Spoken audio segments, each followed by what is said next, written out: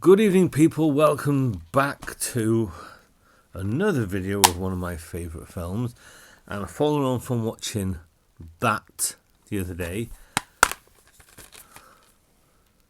we're here to talk a little bit about Blade 2, which is directed by Guillermo del Toro, which gives it a much more of a horror feeling to this film. 2002. The main players are back with a couple of additions. Plot of this film is there's a new strain of vampire around. They are immune to silver, they're immune to garlic, and they're nasty little bastards. They're all made through a vampire called Nomak, played by Luke Goss, who used to be in the pop group Bros, if you can believe that. He is the carrier. His mouth opens up like that and a big ass tongue comes out and it infects people and they turn into reapers. But these things feed on anything. They'll feed on vampires, they'll feed on people, they'll feed on anything, and they need to feed a lot.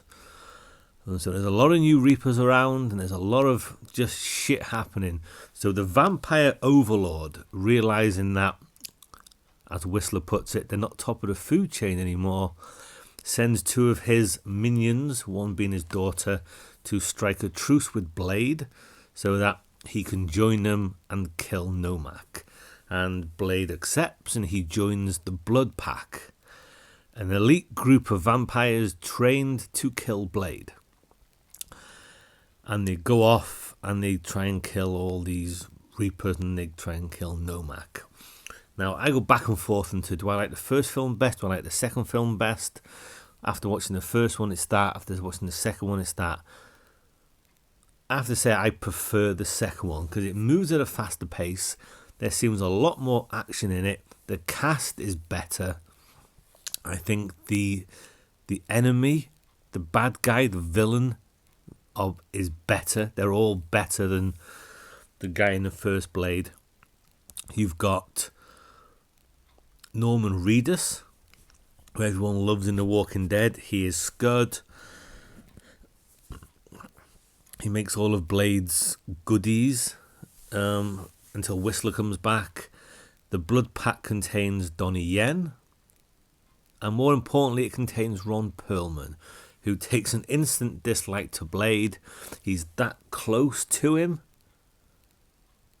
but he can't kill him because he needs him.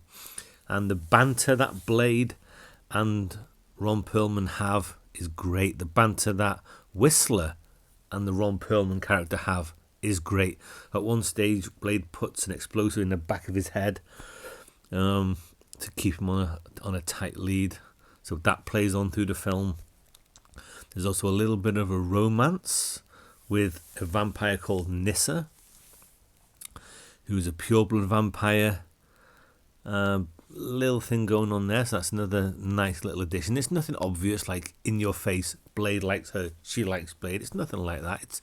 It's subtle, shall we say. There's a lot of action, that I said, which is very good. The fight scenes are all so much fun to watch. The opening scene with Blade isn't the opening scene of the film, but the opening scene with Blade after the intro and all that, not quite as good as the first film, but there's a lot of cool shots and there's a little bit of Blade kicking the shit out of two vampires. Man, it's so much fun to watch. And I was sitting there going, I've seen this before, but I go, shit, fuck, that's cool all the way through the film, especially the opening scene. I've never liked Scud in this film, and if you've seen it, you're probably right to not like him. A lot more horror. These reapers, they are more primal, they're aggressive, they're stronger than regular vampires, they're more animalistic. You know, one of the Blood Pack has a great big, like a big mallet, and he smacks the reaper's head. He does that. Now usually you're dead, but he just went like that, and attacked him and bit him in the neck. And Nomak himself, I very much doubt that that's Luke Goss doing all of this kicks and stuff, but he's a tough bastard. They have their heart is protected by bone, so you can't put a stake through it, but they don't like sunlight still. But they are formidable, and when there's a lot of them, you're in deep shit. Now, there are a couple of things that a couple of things I don't like? Yes, there are a couple of things I don't like. In the fight scenes, whether it's Blade, whether it's a Reaper, whether it's Nomak, whether it's another vampire, when they jump around the walls and they jump up and they have them jumping and kicking, it looks like a video game. They speed it up and it looks so fake. The final fight scene between Blade and Nomak, you got him jumping around and the camera's doing weird stuff and they're moving around and they look all out of shape, and it's a little bit off-putting, but it's 21 years ago, so you can let it slide. Whereas I saw stuff like that in the first Black Panther film, and there's no excuse for Black Panther having $150 million budget, but in this, that was a $50 million budget. You can excuse it. You can't excuse it in that film, but you can excuse it in this. It doesn't take away from anything, it's just a little bit jarring. And also, you have Donnie Yen. First time I saw this, I didn't even know who Donnie Yen was, so I didn't recognise him, nothing like that. But you put Donnie Yen in a film, and you do nothing with him. Absolutely jack shit. He has a little bit of a fight with the Reaper. He does like a Liu Kang kick, and then he waves his sword around. But you could have had a really good action scene with him. Hell, you could have had him fighting Blade when those two vampires are sent. At the beginning of the film, Assad and Nissa, they're sent to call the truce with Blade, and they're fighting. That could have been Donnie Yen on his own.